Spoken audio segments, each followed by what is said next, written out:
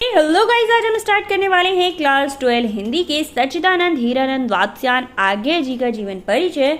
तो गाइस, सबसे पहले हम एक टेबल देते हैं। वैसे तो हमारी टेबल सारे जीवन परिचय में एक लंबी टेबल रहती है, बट यहाँ पर शॉर्ट में है क्योंकि इतनी सारी इन्फॉर्मेशन हमारे पास नहीं है इनके बारे में। तो फर्स्ट ऑफ ऑल हम इनका उपनाम बताएंगे। उपनाम है इनका आज्ञे, जो यहाँ पर भी मेंशन और यहाँ पर भी है। मूल नाम है सच्चिदानंद हीरानंद वात्स्यायन आज्ञे और इनकी डेट ऑफ बर्थ है 7 मार्च 1911, कुशीनगर, उत्तर प्रदेश। निधन की बात करें तो 4 अप्रैल 1987, नई दिल्ली, और पुरस्कार इन्हें मिला था ज्ञानपीठ पुरस्कार। तो इनके जीवन परिचय के बारे में एक पैराग्राफ लिखना स्टार्ट करते हैं। क्योंकि टेबल बहुत ज़्यादा लंबी नहीं थी, तो जीवन परिचय का जो पैराग्राफ है वो अच्छे खासे शब्दों में आपको लिखना होगा। सच्चिदानंद हीरानंद वात्स्यायन आज्ञे का जन्म 7 मार्च 1911 को उत्तर प्रदेश के कसैया यानी आधुनिक कुशीनगर में हुआ था। उनकी आरंभिक शिक्षा दीक्षा जो थी वो घर पर ही हुई थी। उन्हें संस्कृत, फारसी, अंग्रेजी और हिंदी, बंगला भाषा का साहित्यिक शिक्षा दी गई थी। तो बॉस, आजकल के जो स्टूडेंट्स हैं उनके पेरेंट्स को तो सारी लैंग्वेजेस आती नहीं है, वो तो एक लैंग्वेज में ही फंस जाते हैं। और इनके पेरेंट्स इनको 7 लैंग्वेजेस का ज्ञान दे रहे हैं। क्या बॉस, वो ज़्यादा हुनरमंद होंगे? सीखो भाई, सीखो, इनसे कुछ सीखो। गाइस, हिंदी साहित्य में उनकी प्रतिष्ठा एक बहुमुखी प्रतिभा संपन्न कवि, संपादक, ललित निबंधकार और उपन्यासकार के रूप में है। इनके साथ ही इन्होंने अपने यात्रा वृत्तंत्र, अनुवाद, आलोचना, संस्मरण, डायरी, विचार गद्य और नाटक से भी हिंदी साहित्य को समृद्ध किया है। स्नातकोत्तर की शिक्षा के दौरान उनका सक्रिय संपर्क क्रांतिकारी गतिविधियों से हुआ था। अब क्रांतिकारी, उस टाइम क्रांतिकारी लोग थे और क्रांतिकारी की आग लगी हुई थी, तो कुछ लोगों से ये भी जाकर जुड़ गए। तो वर्ष 1930 में उन्हें पहली बार गिरफ्तार कर लिया गया।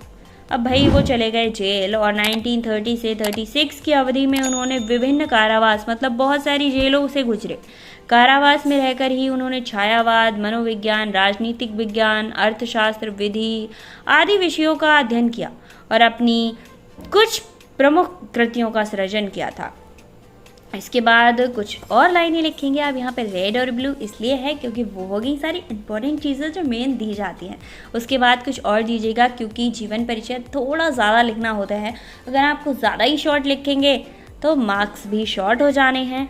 उसके बाद आपको लिखना क्या है, उन्होंने आज्ञे जो उपनाम था उसके पीछे भी एक इंटरेस्टिंग स्टोरी रहती है कि दिल्ली जेल में लिखी गई अपनी 7.5 कहानियां उन्होंने प्रकाशन के उद्देश्य से जैनेन्द्र कुमार को भिजवाई थी।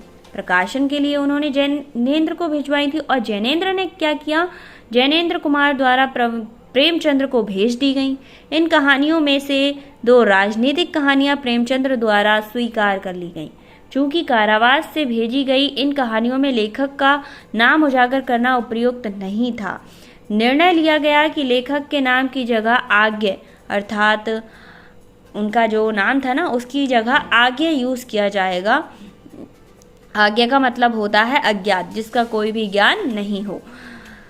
आगे के बाद एक बार बताया कि उन्हें अपना काम उपनाम पसंद, जो आज्ञे नाम था वो जाकर उनको बताया गया, तो उन्हें अपना ये नाम बहुत ज़्यादा पसंद आया।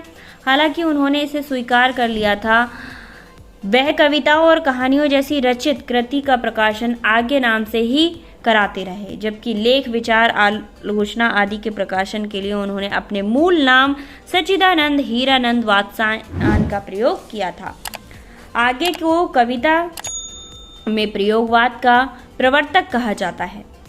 उन्होंने संपादन में निकले तार संपादक और दूसरा संपादक प्रयोगवादी काव्य प्रवृत्ति को देखते हुए इसे नई धारा के रूप में चिन्हित किया था। बट फायदा क्या था यार, इन्हें पूर्व की कृतियां, काव्य प्रवृत्तियां, छायावाद और प्रगतिवाद की प्रकृतियों से व्युत्पन्न माना गया है।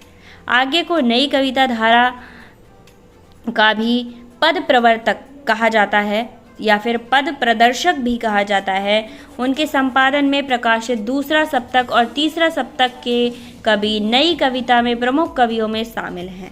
तो ये इनके जीवन परिचय हेडिंग डालकर आप ये सारी चीज़ें लिख सकते हैं। काफ़ी इजी है कि इनको नाम कैसे मिला एंड इन्होंने क्या क्या काम किए थे, ये कारावास कब कब गए थे।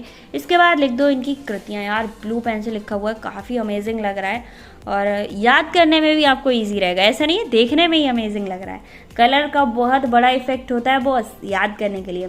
तो सबसे पहले हम लिखेंगे कविता संग्रह है।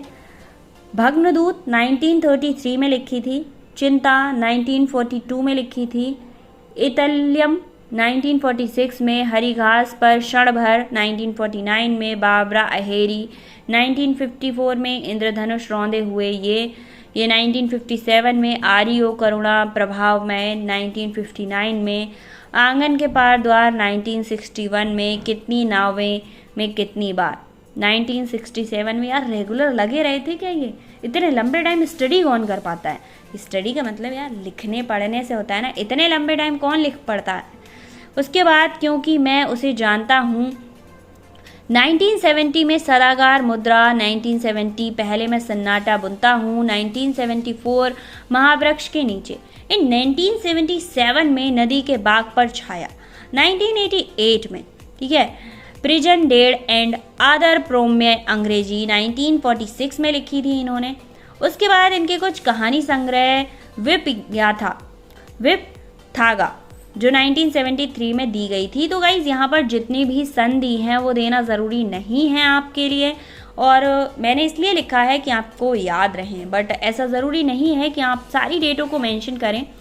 तो इसके बाद कोठरी की बात आ जाती है, शरणार्थी, जयोदल आदि ये सारी चीज़ें थी। उपन्यास की बात करें तो शेखर एक जीवनी 2 भाग क्रमशः 1941 में दिया था, फिर 1944 में दिया था। नदी के द्वीप जो 1951 में, अपने अपने अजनबी 1961 में दिया था।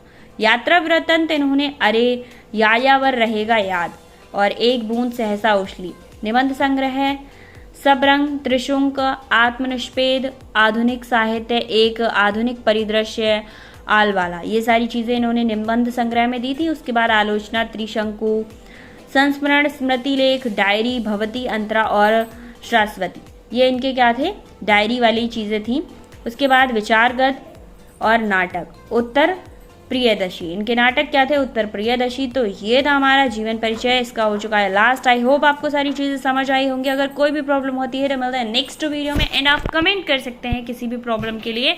Thank you so much. अगर आपके फ्रेंड्स को इसकी ज़रूरत है शेयर ज़रूर करना एंड कमेंट करना।